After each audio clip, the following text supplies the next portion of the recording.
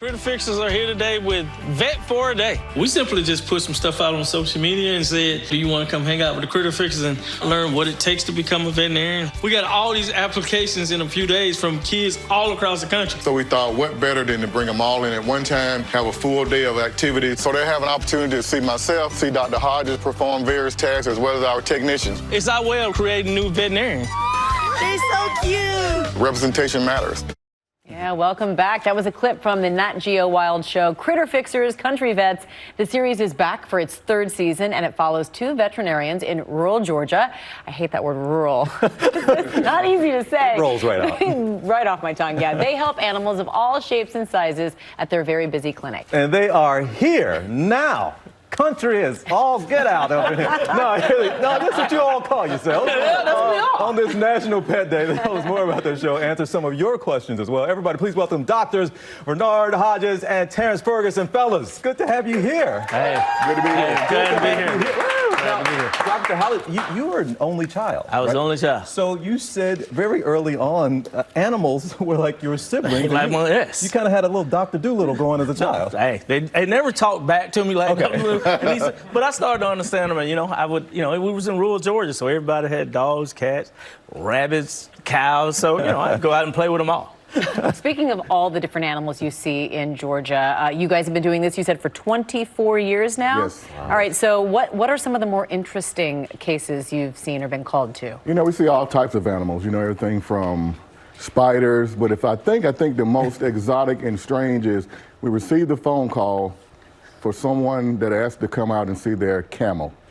Wow. I didn't even know there was camel in Georgia, but I know there's at least one camel that we had to go out and take care of. So I think that was a stranger. So if anybody asks, there is at least one camel in the state of Georgia. It's interesting, though, to think that you have to practice medicine on animals that you didn't even know existed in the state you're working in. I mean, how do you go about doing that, taking care of these exotic animals in some cases? I mean, in veterinary medicine, they train us to take care of everything. So, you in a matter of a morning, you could see sugar gliders, bearded dragons, cats, dogs.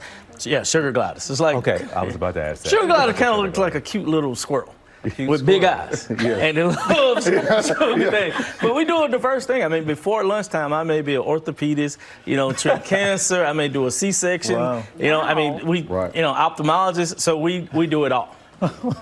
We are going to be Googling A sugar glider. It look like a cute little girl. Okay, I got you. All right, that's the pros here. We got some questions from our viewers. Let's take a listen to the first one. We'll have you all answer. Let's look. Hi, my name is Susan Grine, and this is Remy. He's an 18-week-old male yellow lab puppy. What age should I neuter him? Recently, I've seen some information that says I should wait until he's older to prevent hip dysplasia and joint issues. What do you suggest? So, the old thought was, 6 months, 6 months across the board. We were in vet school, and now, if they're under 45 pounds, 6 months is a perfect age. But anything older, you want to wait to closer to a year because they get orthopedic problems, as well as, the testosterone helps the muscles kind of fill out. So you want to wait closer to a year. All right, we got another question. This one's from Madison. Hi, I'm Madison Mudgett. Hi, I'm Alexis Govert. We moved into our new house with our cat and our dog. They both seem very anxious in the new environment. We want to know, how do we get them adjusted and how we ease their stress? One thing you want to do is you definitely want to take it slow. Animals are a little bit different. They get used to how things are in their environment. So one thing is keep things simple, keep things the way they were. So if you move from one house to another, don't buy new toys, don't buy a new crate, don't buy a new carrier. You use the things that were already used and try to make maybe one room, get them comfortable there, and then slowly acclimate them to the other areas. Now, as far as cats concerned, they make plugins that have pheromones that they'll smell and inhale. It'll kind of put them in the mood of just being chill. And that's another good thing to do as well. Oh. Well, last thing, what are you guys seeing during the pandemic? A lot of people were getting pets, and there was a lot going on during the pandemic. What was it like for you? Separation anxiety is one of the things since everybody's going back to work. So now we're just seeing a lot of animals that are just really, like, where my owners at? So we're treating a lot of separation anxiety. How do you treat that exactly? You know, just like the miracle of drugs. I mean, dogs on Prozac. And you know, I mean, but you want to try, yes, Prozac. But some things you do want to kind of acclimate them. Like, you know, they're watching you. So let's say if you have a purse, you know, if you come home, pick up your purse and just sit down on the couch or jingle your keys. When you come home and you know you're going to be watching TV or GMA3, jingle your keys.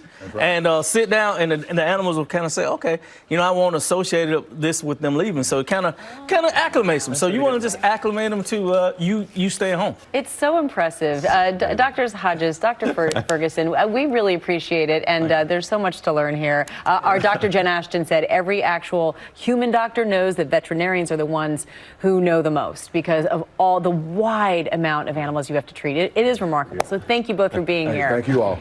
You can catch Critter Fixers Country Vets Saturdays on Nat Geo Wild and streaming on Disney+. Thanks again, guys. Thank you all. Well, hey there, GMA fans. Robin Roberts here. Thanks for checking out our YouTube channel. Lots of great stuff here. So go on, click the subscribe button right over here to get more of awesome videos and content from GMA every day, anytime. We thank you for watching, and we'll see you in the morning on GMA.